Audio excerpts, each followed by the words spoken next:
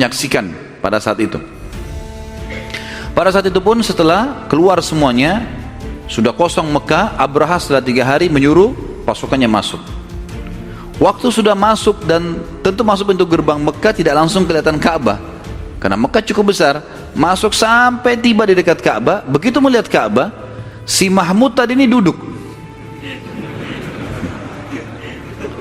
Sebabnya dia duduk adalah Dzunafar tadi yang ditawan oleh Abraha itu, waktu sudah lihat Ka'bah, dia sempat lepas dari ikatan, dia lari, kemudian dia bergantung pada telinga si Mahmud ini, gajah. Kemudian dia mengatakan, wahai Mahmud, ubruk itu duduklah, ini rumahnya Allah yang mulia. Lalu dia teriak lagi, wahai Mahmud, duduklah, ini rumahnya Allah yang mulia. Tiba-tiba Mahmud itu duduk, si gajah itu duduk. Setiap kali didorong, dipukul, nggak mau berdiri. Tapi kalau diarahkan ke Yaman, mau. Kalau kembali lagi mau, tapi kalau nyerang ke depan tidak mau. Dan karena dia duduk, semua gajah yang lain duduk. Ini kan pimpinannya. Nggak mau, yang lain tidak mau bergerak. Kalau ini bergerak, baru bergerak. Maka yang terjadi adalah karena mereka terus ngotot, Abraha suruh sampai dalam beberapa athar disebutkan mereka tusuk sampai kulitnya si Mahmud itu berdarah, paksa berdiri, nggak mau. Dalam kondisi seperti itu, maka karena mereka ngotot, yang disebutkan dalam riwayat, ya saya sudah tidak tahu lagi masalah kita Dzunafar dan Nufail, mereka kemana, mereka selamat tidak, tapi yang jelas mereka melihat dari kejauhan langit sangat gelap dan pada saat itu banyak sekali jumlahnya. Begitu mendekat baru mereka tahu ternyata burung, dan kita sudah tahu burung ababil, ya, diberikan nama ababil oleh Allah SWT sendiri dalam Al-Quran.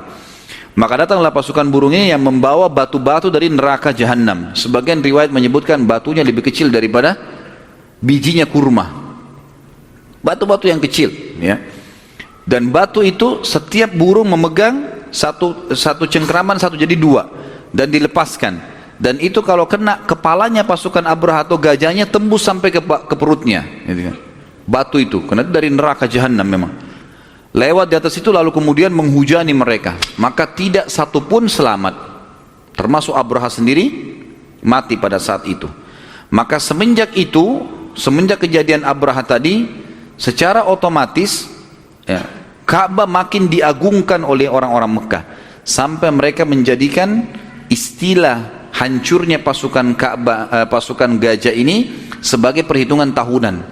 Jadi mereka selalu mengatakan tahun gajah, 1 tahun, setahun gajah, 2 tahun, 2 hari, 5 hari, 10 hari. Jadi tahun gajah dijadikan tolak ukur. Dan Nabi SAW lahir di tahun gajah itu. Allah menceritakan dalam surah Fil, surah gajah tadi ini menceritakan, surah nomor 105, 5 ayat, ayat 1 sampai ayat 5 berbunyi, a'udzubillahi minasyaitonirrajim, alam tara kaifa fa'ala rabbuka bi ashabil fil alam yaj'al kaidahum fi dhallil wa arsala 'alaihim tayran ababil tarmihim bihijaratin min sijil faj'alahum ka'asfin ma'kul. Apakah kalian tidak memperhatikan bagaimana Tuhan kalian bertindak terhadap pasukan gajah? Ini yang Allah ajak bicara siapa? Orang-orang Mekah. Waktu Nabi SAW mendakwahi mereka tidak mau beriman kepada risalah Nabi SAW. Allah ingatkan, ingat tak dulu bagaimana Tuhan mau menghancurkan pasukan gajah itu? Bukankah dia Allah telah menjadikan tipu daya mereka untuk menghancurkan Ka'bah itu sia-sia?